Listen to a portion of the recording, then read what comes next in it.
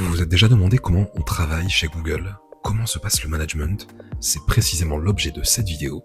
Donc installez-vous confortablement et on va s'intéresser à comment on manage chez Google.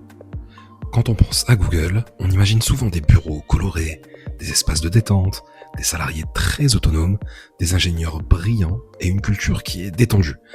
Mais en fait, Google aujourd'hui, ce n'est plus du tout une petite entreprise de la Silicon Valley. En 2003, Google comptait un peu plus de 1600 salariés.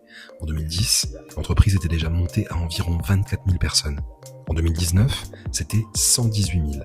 Et en 2025, Alphabet, la maison mère de Google, comptait près de 191 000 salariés. Donc, première chose importante à comprendre, on ne manage pas une entreprise 1600 personnes comme un groupe mondial de plus de 200 000 salariés. Et quand on dit travailler chez Google, ça peut recouvrir beaucoup de réalités différentes.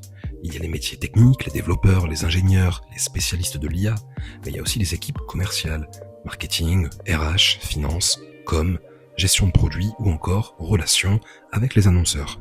Et puis il faut distinguer Google au sens strict de son ensemble plus large qu'est Alphabet. À l'intérieur d'Alphabet, on va retrouver principalement les activités qui sont regroupées autour de Google Services comme le cloud, YouTube, Chrome, Android.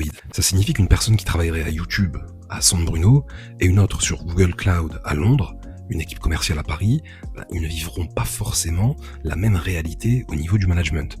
Il existe bien un cadre commun, une culture d'entreprise, mais ce serait faux de penser que la culture est identique absolument partout. La taille de l'équipe, le pays, le métier, le niveau hiérarchique peuvent modifier énormément l'expérience quotidienne des salariés. Le siège historique, les grands campus, eux ont joué un rôle important dans toute la construction de Google et de son image. Mais les principes managériaux que l'entreprise présente aujourd'hui sont conçus pour être appliqués dans toutes les zones géographiques dans lesquelles se trouve Google. Ce que disent les salariés. Alors avant de regarder le discours officiel de Google, ça peut être intéressant de regarder ce que disent réellement les collaborateurs. Sur Glassdoor, qui est donc le site de référence pour mesurer la satisfaction des salariés, Google conserve une image extrêmement forte et très positive.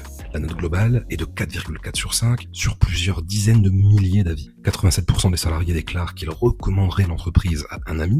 82% approuvent le dirigeant. Parmi les avantages, on retrouve souvent la qualité des collègues. Beaucoup de salariés disent que travailler avec des personnes très compétentes dans un environnement qui est stimulant intellectuellement est très enrichissant. La rémunération, évidemment, les avantages sociaux sont souvent cités et Google dispose de moyens importants pour proposer des salaires attractifs et des programmes de formation. Les possibilités de travailler sur des projets à grande échelle sont aussi un avantage réel. Un salarié peut contribuer à un produit utilisé par des millions, voire des milliards de personnes et ça, c'est quand même sacrément stimulant. Il y a également la dimension internationale, la mobilité interne qui est souvent citée, l'accès à des technologies de pointe et la possibilité, en fonction des postes, de bénéficier d'une certaine flexibilité dans l'organisation du travail, de nombreux jours de télétravail par exemple. Attention, il faut aussi regarder le négatif. La note attribuée à la direction générale est plus faible que la note globale. D'ailleurs, la catégorie Senior Management est à 3,9 sur 5, ce qui reste correct, mais montre déjà un petit contraste avec l'image globale qui, elle, était très positive. Parmi les critiques qu'on va retrouver, la bureaucratie. Plus une entreprise grandit, plus il y a de procédures, de paperasse, de validation administrative et des niveaux de décision qui se multiplient et qui s'allongent. Certains salariés parlent d'une organisation qui serait devenue un peu lourde, dans laquelle ça peut être un peu difficile de faire avancer une idée, alors qu'historiquement Google se veut être une entreprise agile. Autre point de vigilance, la progression de carrière peut être vécue de plus en plus comme étant très compétitive. Dans une entreprise qui va attirer énormément de profils qui sont excellents, être simplement bon ne suffit plus toujours pour se distinguer. Les promotions peuvent sembler lentes, difficiles, les attentes peuvent être aussi très élevées. On va retrouver aussi des témoignages sur Glassdoor, sur la pression, la charge de travail, les longues journées dans certaines équipes. Donc tout n'est pas tout rose. Il faut évidemment rester prudent. Un avis Glassdoor est un témoignage individuel. Il ne va pas représenter toute l'entreprise et encore une fois toutes les instances, toutes les agences de Google.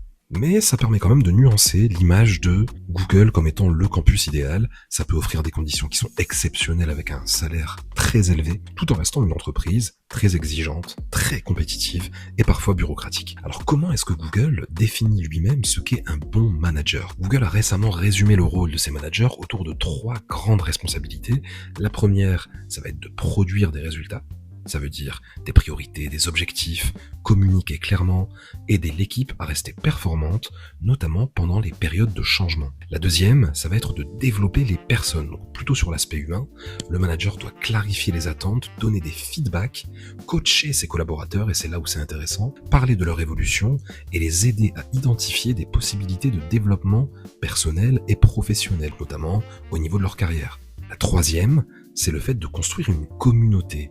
Il s'agit de créer de la collaboration, du travail de groupe, de l'inclusion, de communiquer de manière ouverte entre les membres de l'équipe. Ce qui est intéressant, c'est que Google ne définit donc pas le manager uniquement comme celui qui va contrôler les résultats.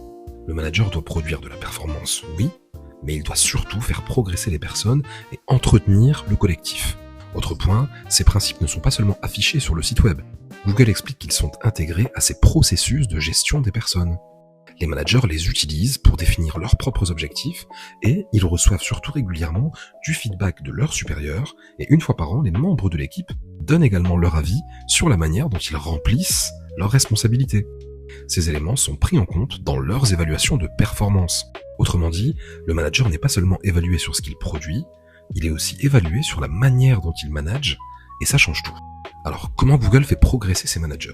Les nouveaux managers vont suivre un parcours d'intégration spécifique et une formation de base au management. La formation seule, en fait, ne suffit pas. Ils ont ensuite accès à des ressources numériques, à du coaching individuel et à des communautés de managers dans lesquelles ils peuvent échanger sur leurs difficultés. Google dispose aussi d'une structure qui s'appelle la Google School for Leaders, qui développe des programmes pour les managers débutants comme pour les dirigeants de grandes organisations mondiales. L'entreprise va expliquer que ses équipes RH transmettent des ressources au moment de situations sensibles. Par exemple, si un manager doit donner un feedback difficile, accompagner une réorganisation ou annoncer un changement de stratégie, l'idée est simple, on ne laisse pas le manager suivre une formation 6 mois en espérant qu'il se souvienne de tout. On lui donne des outils au quotidien, au moment où il doit agir. Tout ça, ça vient en partie d'un projet qui est devenu célèbre chez Google, le Project Oxygen.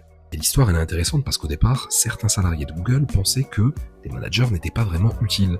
Dans une entreprise qui était composée de nombreux ingénieurs très qualifiés, avec un fonctionnement très agile, un fonctionnement en projet, le manager pouvait même être perçu comme un obstacle, une couche hiérarchique qui pouvait ralentir les idées. Google a donc décidé de tester cette hypothèse avec ses propres données.